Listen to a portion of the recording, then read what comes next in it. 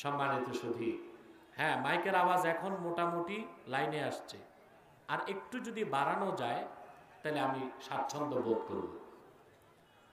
আপনারা বাম পাশে যে ভাইরা দাঁড়িয়ে আছেন, আপনারা যদি ডানে আসতেন আমাদের প্যান্ডেলটা কানায় কানায় ভরে যেত। আলহামদুলিল্লাহ। আর না পারলে ওখানেই বসেন। আমি তো আগেই বলেছি, আমাদের মাহফিলে অমুসলিমরাও আসে, তারা বসতে লজ্জা পায়। ওই রকম ছাড়া মুসলিম যারা আছেন আল্লাহর হস্তে বসেন।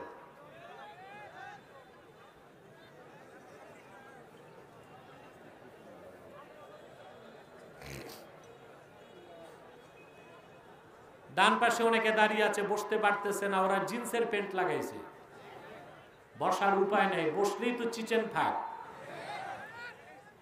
যা করা দাঁড়াই থাক। সম্মানিত সুধী, কথা শুনতেছেন? চতুর্থ প্রশ্ন, কেন? আমি কেন সৃষ্টি হলাম? আল্লাহ জবাব দিচ্ছেন, কেন? ওয়ামা খালাকতুল জিন্না ওয়াল ইনসা ইল্লা লিয়াবুদুন। আমি জিন আর মানুষকে সৃষ্টি করেছি কেবলমাত্র আমার ইবাদত করার জন্য। এতক্ষণে আমি আমার মূল বিষয়ে চলে আসলাম। আমরা কেন? কার ইবাদতের জন্য? জোরে বলেন। আপনি চিন্তা করেছেন? তথাকথিত বিজ্ঞানকে যদি প্রশ্ন করেন, তুমি কেন, মানুষ কেন, তো ওদের বিজ্ঞান কি জবাব দেয় জানেন? যে এটা কেন মানুষ, it is a creation selected by nature. নজবিল্লাহ।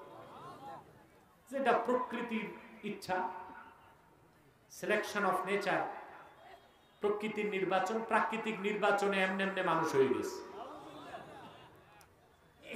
এমনি এমনি কিছু হওয়া, কারিগর ছাড়া কিছু হওয়া, এই ধরনের কথা সম্পূর্ণ অযৌক্তিক, অবৈজ্ঞানিক।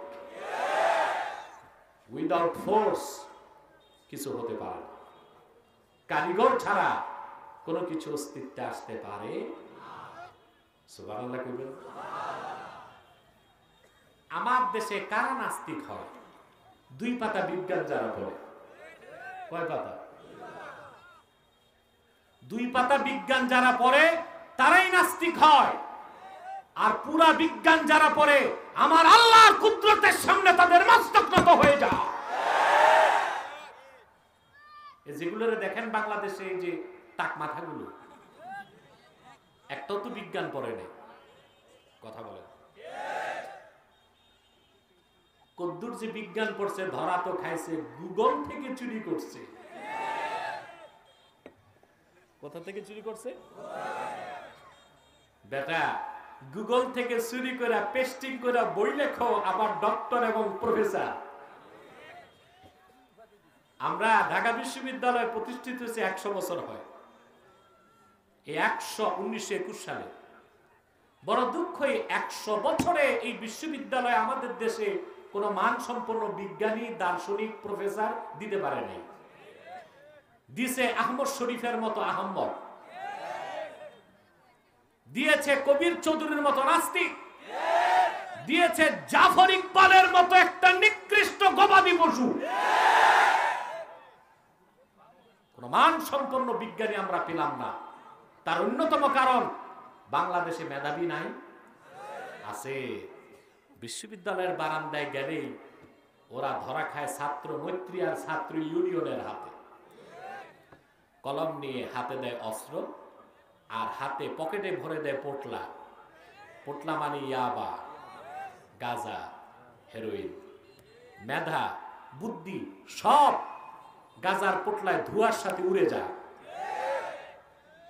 এই জন্য আমি আগেও বলেছি, আজও বলি সরকারকে, বিশ্ববিদ্যালয়গুলোতে শিক্ষার পরিবেশ অক্ষুণ্ণ রাখতে বাংলাদেশে ছাত্র রাজনীতি বন্ধ করে দেওয়া হয়। এটাই আমার দেশের শিক্ষা প্রতিষ্ঠানগুলোকে ধ্বংস করে দিচ্ছে। পরিণত বয়সে রাজনীতি হোক, তাতে সমস্যা। নাই, কিন্তু এটা বন্ধ হবে না, কারণ রাজনৈতিক দলগুলোর চালানি হচ্ছে ছাত্র রাজনীতি, নয়তো মাস্তানি চলে না, ঠিক কিনা? সম্মানিত সুধী, এখন আপনি যদি বলেন, বিজ্ঞানকে জিজ্ঞেস করেন আমরা কেন, বলবে কেন তোমরা হচ্ছ ন্যাচারাল সিলেকশন, প্রাকৃতিক নির্বাচন। এটার আবার একটা গল্প বানাইছে, খুব সুন্দর, বলে দিব সংক্ষেপে। এটা হচ্ছে বৈজ্ঞানিক গল্প। আপনার ছোটকালে ঠাকুরমার ঝুলি পড়তেন না? কথা বলেন। ঠাকুরমার ঝুলি, রূপকথা, ওই রকম একটা গল্প বানাইছে যে আপনারা আর কত ছবি আর ভিডিও তুলবেন ভাই, এত ছবি ভিডিও তুলতে তুলতে তো আমাদেরকে ফাসেক বানাই দিতেছেন। এত না, বসেন বসেন, সব বসেন। স্বেচ্ছাসেবক বসো, আর আমাদের পরিবেশ লাগবে না, আমাদের মাঠ তো ভরে গেছে আল্লাহ। এবার যে দাঁড়ায় আছে দাঁড়ায় থাক, তোমরা বসো, স্বেচ্ছাসেবক বসো, তোমরা কোনো সাউন্ড করা যাবে না, যে দাঁড়ায় আছে দাঁড়ায় থাক। সম্মানিত সুধী, আমার দিকে তাকান। বিজ্ঞান একটা গল্প বানাইছে। কোটি কোটি বছর আগে কিছুই ছিল না, ছিল শুধু পানি। তো কিছুই যে ছিল না তো দেখলো কে? আমি আগে বলছি বিজ্ঞান মানে অনুমান, প্রমাণ না। তারপর হইল কি, কাহিনীটা অনেক বড়, আমার অন্য লেকচারে শুনবেন, আমি সংক্ষেপ কাহিনী বলছি। তারপর কি হইল, এক সময় প্রচুর উল্কা বৃষ্টি হইল। তো দেখলো কে? দেখে নাই। তারপর কি হইল? তারপর প্রচুর পরিমাণ হাইড্রোজেন, অক্সিজেন, নাইট্রোজেন পৃথিবীতে আসছে। তারপর কি হইল? তারপর এগুলো মিলে একটা জীব হয়েছে, এককোষী জীব, ওটার নামও পাইছে ওরা এমিবা। তারপর কি হলো? তারপর ফিউশন, কোষ বিভাজনের মাধ্যমে এটা হয়ে গেল কীট। কীটটা আবার এভুলেশন, বিবর্তনের মাধ্যমে হয়ে গেল আস্তে আস্তে ব্যাঙ। বিবর্তনের মাধ্যমে ব্যাঙের আর পানি ভালো লাগে না, আসছে ডাঙ্গায়। লাফাইতে লাফাইতে বিবর্তন হইতে হইতে এটা হয়ে গেল গিনিপিগ। আবার বিবর্তন হতে হতে কোটি কোটি বছরে এটা হয়ে গেল শিম্পাঞ্জি, ওরাংওটাং, হনুমান আর বানর। লক্ষ লক্ষ বছর আগে বানর চার পায়ে হাঁটতো, হঠাৎ একদিন দাঁড়ায় গেছে, ল্যাস পড়ে গেছে, দৌড় দিছে, হয়ে গেছে মানুষ। এটা বিজ্ঞান না অনুমান? এটা ডারউইনের thesis. It is not scientific fact, it is hypothesis of Charles Darwin. এটা বৈজ্ঞানিক মতবাদ না, এটা ডারউইনের একটা গাঁজাখুরি মতবাদ। আর ডারউইন এই মতবাদ লেখার সময় শুধু গাঁজা খায় নাই, মেয়াদ উত্তীর্ণ গাঁজা কয়েক পোটলা খাইছে। কারণ গাঁজা খাইলেও মাথা এত তাউলায় না, মেয়াদ উত্তীর্ণ গাঁজা খাইলে মাথার এই কন্ডিশন হয়। আমি বলবো, বাংলাদেশে যারা ইসলামপন্থী তারা স্কুল কলেজ মাদ্রাসায় বিজ্ঞান শিক্ষার বিরোধী নয়, কিন্তু 14 কোটি মুসলমানের রক্ত পানি করা ঘামের পয়সায় বিজ্ঞানের নামে নাস্তিকতা শিখানো হবে, তা জাতি বরদাস্ত করবে না কোনদিন।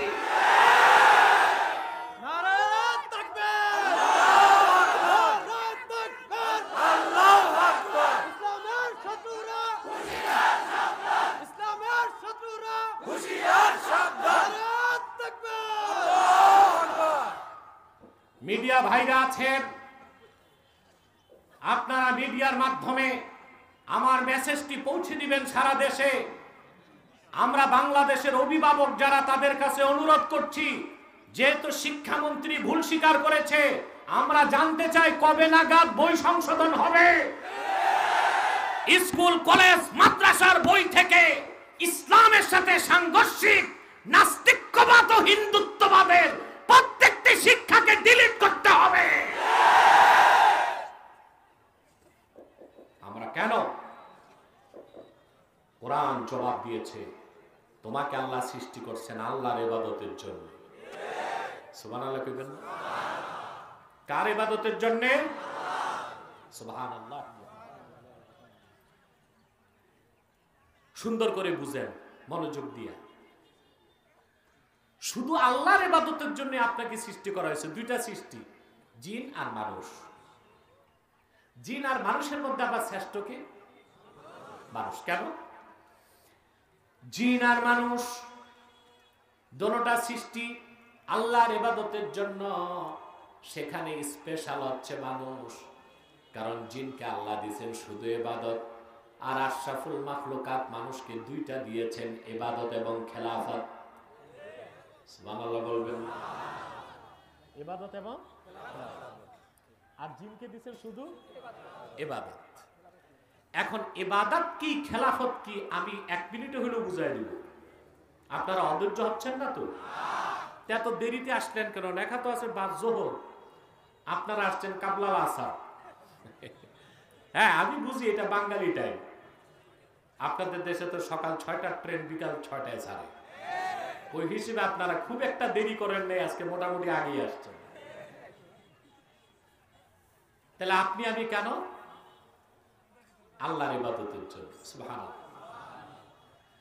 আল্লাহ শুধুমাত্র মানুষকে তৈরি করছেন তার ইবাদতের জন্য, বনি আদমকে তৈরি করছেন আল্লাহ নিজের জন্য, আর গোটা মাখলুকাতকে সৃষ্টি করেছেন বনি আদমের জন্য। আল্লাহ পাক বলেন, ওয়াসাখখারা লাকুম মা ফিল আরদি জামিয়া, হে মানব জাতি, এই ভূপৃষ্ঠে যা কিছু আছে সব তোমাদের নিয়ন্ত্রণাধীন করে দিলাম, সব তোমাদের জন্য আর তোমরা আমার জন্য। আমরা তো ইবাদত বুঝি না, বাঙালি মোটেও বুঝে না। শুধু তাসবিহ পড়ার নাম ইবাদত নয়, শুধু জিকির করার নাম ইবাদত নয়, কারণ তাসবিহ পড়ার জন্য আল্লাহর অসংখ্য ফেরেশতা আছে, জিকির করার জন্য গাছের পাতাগুলো আছে, সমুদ্র আর নদীর প্রতিটা পানির ফোঁটা আল্লাহর জিকির করে তাসবিহ পড়ে, মরুভূমির প্রত্যেকটা বালির কণা আমার আল্লাহর তাসবিহ পড়ে জিকির করে। প্রতি মুহূর্তে ফেরেশতা সৃষ্টি হয় আল্লাহর তাসবিহর জন্য। তানবীরুল মিকবাস মিন তাফসীর ইবনে আব্বাস এসেছে, হযরত আব্দুল্লাহ বিন আব্বাস রাদিয়াল্লাহু তাআলা আনহুমা থেকে মত এসেছে তানবীরুল মিকবাসে, তিনি বলেন হযরত জিবরিল প্রতিদিন সকাল থেকে সন্ধ্যা, সন্ধ্যা থেকে সকাল আল্লাহর তাসবিহ পড়েন। ইয়াখলুকুল্লাহু বিকুল্লি তাসবিহাতিন মালাকান, হযরত জিবরিলের প্রত্যেকটা তাসবিহ থেকে আমার আল্লাহ সুবহানাহু ওয়া তাআলা একজন করে ফেরেশতা বানান। জিবরিলের প্রত্যেকটা তাসবিহ থেকে রব্বুল আলামিন একটা ফেরেশতা বানায় দেন। ওই ফেরেশতার কোনো কাজ নাই, একটাই কাজ, সৃষ্টির পর থেকে সে শুধু আল্লাহর কাছে দোয়া করে, আল্লাহ উম্মতে মুহাম্মাদীকে তুমি মাফ করে দাও। তাসবিহ পড়ার জন্য ফেরেশতার তো অভাব নাই। সময় কত? 3:15 বেজে গেছে, আর 15 মিনিট কষ্ট করতে হবে। পারবেন না ইনশাআল্লাহ? কথা শুনেন, আমার টাইম তো লিমিটেড, আসার পরও তো 15 মিনিট বসতে হয়েছে আমার, ঠিক না? কারণ আগের বক্তা আলোচনা করছিল আপনারাও দেরিতে আসছেন, দোষটা তো আপনাদেরই, আমি তো টাইম মতোই আসছি। সম্মানিত সুধী, কথা খেয়াল করতেছেন? তাহলে আল্লাহর তাসবিহ পড়ার জন্য আর জিকির করার জন্য ফেরেশতা আছে, গাছের পাতা আছে, নদীর পানির প্রতিটা ফোঁটা আছে, আর মরুভূমির বালু আছে, কিন্তু ওই একটাও আল্লাহর ইবাদত করে না, তাসবিহ পড়ে, জিকির করে। মানুষকে আল্লাহ তৈরি করেছেন স্পেশালি আল্লাহর ইবাদতের জন্য। সুবহানাল্লাহ। এখন তাহলে ইবাদত কি? প্রশ্ন আসে না? ইবাদতের ব্যাখ্যা লিখতে যে হাফেজ জালালউদ্দিন সুয়ুতী রাহমাতুল্লাহ লেখেন, ইবাদত হচ্ছে আম্মাল ইবাদা ফাহিয়া ইমতিসালুল আওয়ামিরি ওয়া ইজতিনাবুন নাওয়াহি। ঈমান আনার পরে আমার আল্লাহ তার রাসূলের সব হুকুমকে মানা, নিষেধকে ছাড়া, তার নাম ইবাদত। আমরা কিন্তু ইবাদত বুঝি না, সেজন্য আমার দেশে দেখা যায় মানুষ নামাজ পড়ে আবার সুদ খায়, নামাজ পড়ে আবার ঘুষ খায়, বিচার আচারে গেলে 2 দিক থেকে 2 পাইস। এগুলো সিরাজগঞ্জে নাই? আছে না নাই? আছে।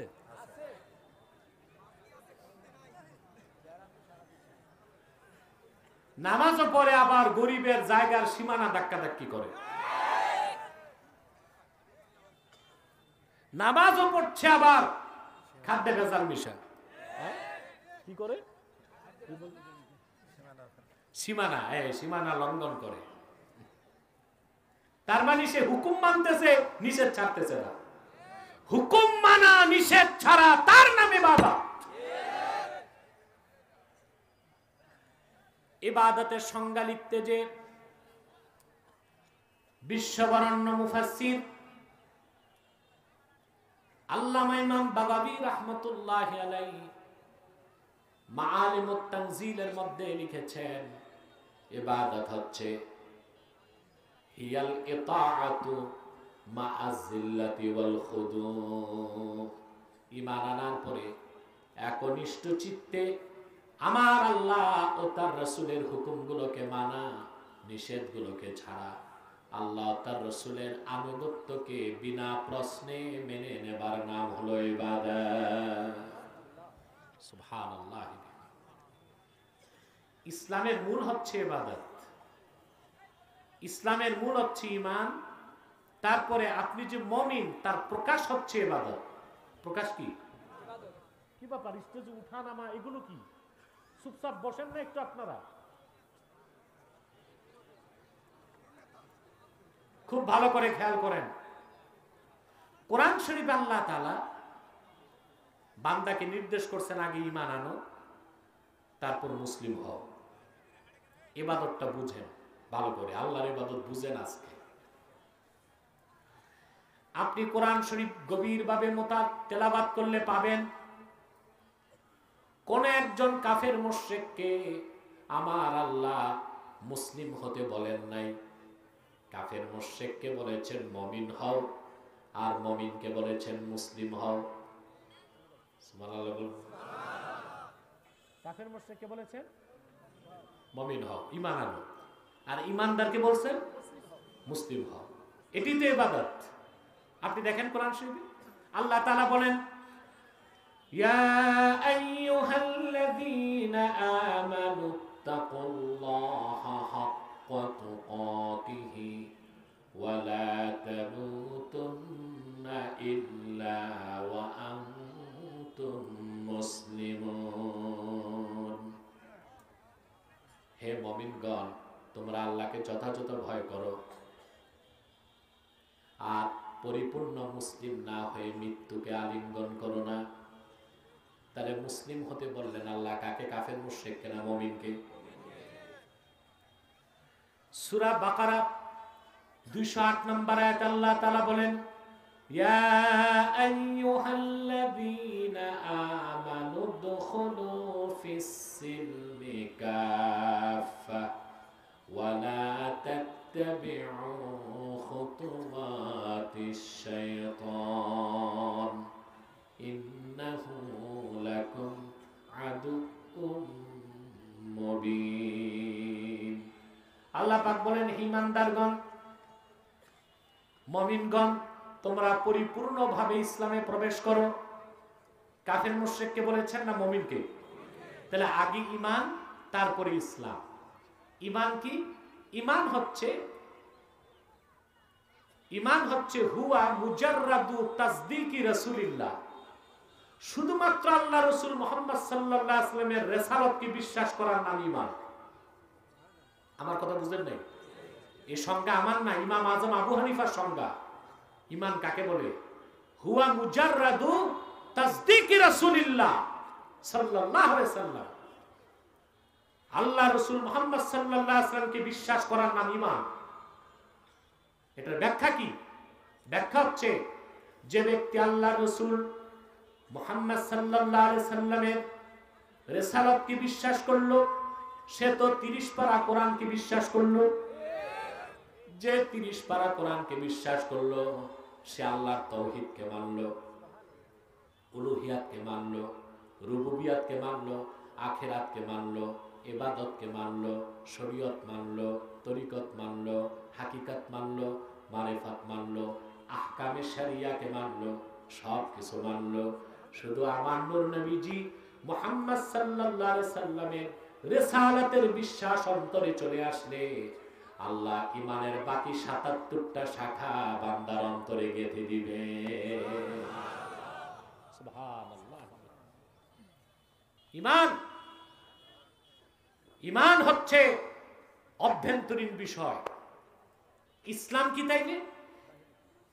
ইমাম রাজি তাফসীর কবীরে লেখেন, ওয়া আসলুহু মিনাস সিলমে হুয়াল ইনকিয়াদুজ যাহির মাআ শারতে ইনকিয়াদিল বাতিন।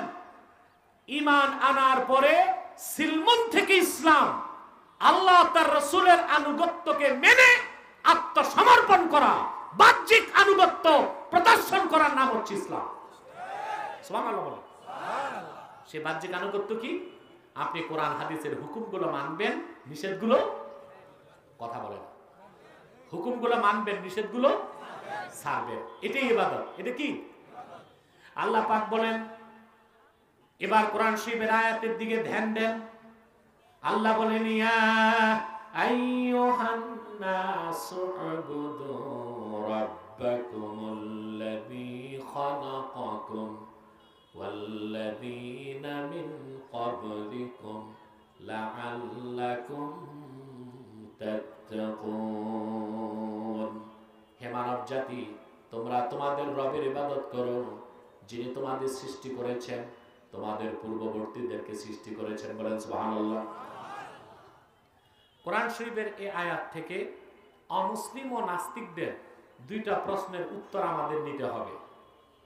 তার প্রথমটি হচ্ছে, আমার দেশে যারা তথাকথিত সুশীল সমাজ আছে না, বুদ্ধিজীবী, বুদ্ধিজীবী মানে এদের মাথায় বুদ্ধি গজগজ করে। কি করে?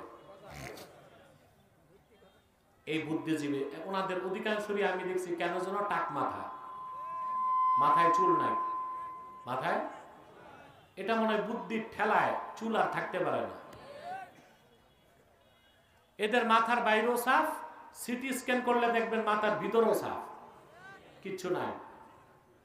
ওনারা প্রায় একটা কথা বলে ইসলামপন্থীদেরকে কটাক্ষ করে যে বাংলাদেশে সাম্প্রদায়িকতা চলবে না, অসাম্প্রদায়িক বাংলাদেশ চাই। বেশ ভালো কথা। তো ইসলামী হুকুমত কায়েম হলেই তো বাংলাদেশ অসাম্প্রদায়িক রাষ্ট্র হইতে পারে। কারণ ইসলাম একমাত্র এমন জীবন বিধান রাসূলুল্লাহ সাল্লাল্লাহু আলাইহি ওয়াসাল্লাম কর্তৃক আনিত, আল্লাহ কর্তৃক প্রেরিত, যা সাম্প্রদায়িকতার ঊর্ধ্বে। সুবহানাল্লাহ। মনোযোগ দিয়া শোনেন, ইসলাম ছাড়া পৃথিবীতে যত ধর্ম আছে, নাম প্রমাণ করে ধর্মটা একটি সম্প্রদায়ের। যেই ধর্ম একটা সম্প্রদায়ের সেটাই সাম্প্রদায়িক ধর্ম, ঠিক কিনা বলেন? যেমন হিন্দু ধর্ম, নাম বলে দিচ্ছে ধর্মটা হিন্দুর। ইহুদি ধর্ম, নাম বলে দিচ্ছে ধর্মটা কার? খ্রিস্টান ধর্ম, নাম বলে দিচ্ছে ধর্মটা কার? বৌদ্ধ ধর্ম, নাম বলে দিচ্ছে ধর্মটা কার? কিন্তু মুসলমান, ওই কথিত নাস্তিক, বুদ্ধিজীবী, বেঈমান, কাফের, মুশরিকদেরকে তুমি চ্যালেঞ্জ করে বলতে পারো আল্লাহর কোরআনের কোথাও ইসলামকে দ্বীনুল মুসলিমিন, মুসলমানের ধর্ম বলা হয়েছে নাকি? কি বলা হয়েছে? আল্লাহ বলেন, ইযা জাআ নাসরুল্লাহি ওয়াল ফাতহ ওয়া রাআইতান নাসা ইয়াদখুলুনা ফি দীনিল্লাহি আফওয়াজা। ইসলামকে আল্লাহ বলেছেন দ্বীনুল্লাহ, আল্লাহর দ্বীন। এটা মুসলমানের দ্বীন না। আল্লাহ তার আখিরি নবী, নবীগণের মাথার তাজ মুহাম্মদ সাল্লাল্লাহু আলাইহি সাল্লামের মাধ্যমে এই পূর্ণাঙ্গ দ্বীন, এটা আল্লাহ মুসলমানের দ্বীন বলেন, এই দ্বীনুল্লাহ আল্লাহ নিজের দ্বীন বলছেন। এই দ্বীন পাঠিয়েছেন গোটা বিশ্ব মানবতার কল্যাণে, হেদায়েতে। বলেন সুবহানাল্লাহ। তাহলে একমাত্র ইসলাম হচ্ছে অসাম্প্রদায়িক। এটা কি? যেটার সাথে কোনো সম্প্রদায়ের একক সম্পর্ক। যারা ইসলাম গ্রহণ করবে তারা মুসলিম নাম ধারণ করবে, যারা ইসলামকে বাদ দিবে তারা হয় কাফের, নয় মুশরিক, নয় জিন্দিক, নয় মুনাফিক, নয় নাস্তিক, নাম যেটাই দেন। কথা বুঝতেছেন? তাহলে ইসলাম সাম্প্রদায়িকতার ঊর্ধ্বে, ইসলামী আইন ও কানুন কোন ভূখণ্ডে কায়েম হলেই সেই রাষ্ট্রে সকল সম্প্রদায় তাদের ন্যায্য অধিকার লাভ করতে পারে। দ্বিতীয় প্রশ্ন, বাংলাদেশে এখন খ্রিস্টানদের উৎপাত বেড়ে গেছে। এরা এখন খ্রিস্ট ধর্ম প্রচার করছে বাংলাদেশে। আমার দেশে একদল লোক আছে দাড়ি আর টুপির মধ্যে স্বাধীনতা বিরোধিতা খোঁজে, কিন্তু খ্রিস্টানরা যে লাখ লাখ মানুষকে খ্রিস্টান বানাচ্ছে, সেই দিন বাকি নাই যেদিন বাংলাদেশের খ্রিস্টানরা একটা খ্রিস্টান রাষ্ট্র দাবি করে বসবে।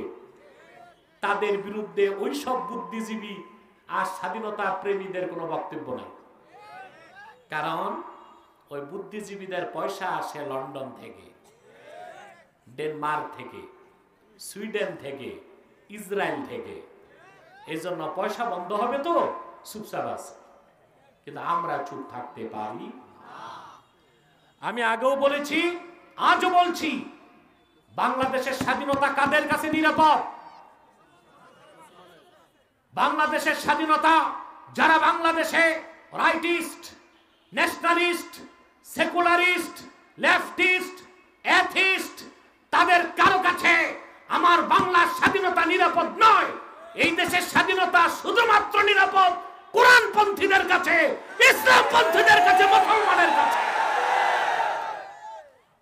তার কারণ ওই যে সেকুলারিস্ট, রাইটিস্ট, লেফটিস্ট, এথিস্ট, ওনারা মাথা বিক্রি করতে পারে, কোরআনপন্থীরা মাথা বেচতে পারে না, জীবন দিতে পারে। কাদের কাছে নিরাপদ? আমাদের কাছে নিরাপদ। কোরআন শরীফের অনুসারীদের কাছেই এই দেশের স্বাধীনতা নিরাপদ।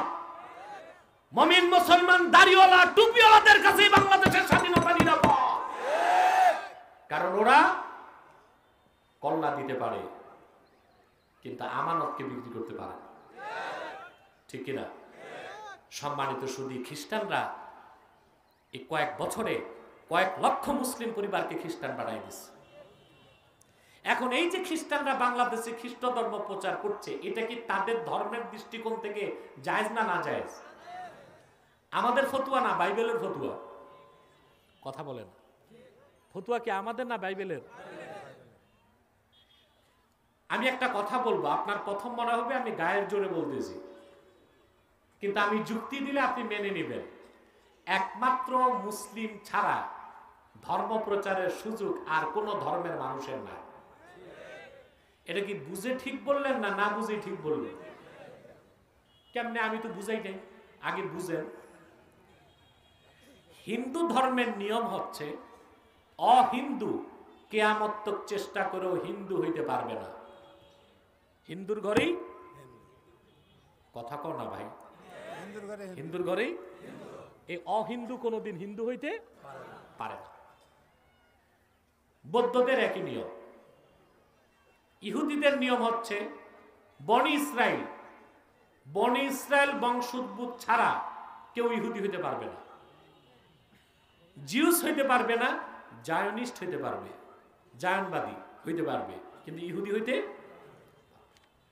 তাহলে তাদের কারো ধর্ম প্রচারের সুযোগ আছে বা ধর্ম প্রচার করে লাভ আছে? শুধুমাত্র ধর্ম প্রচার করে মুসলমানের বিপক্ষে খ্রিস্টানরা।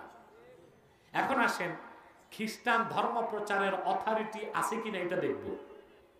বাইবেল, নিউ টেস্টামেন্ট, সেখানে এসেছে খ্রিস্টানরা যারে নবী মানে জেসাস বলে, আমরা বলি ঈসা, বাংলায় বলে যিশু। কি বলে?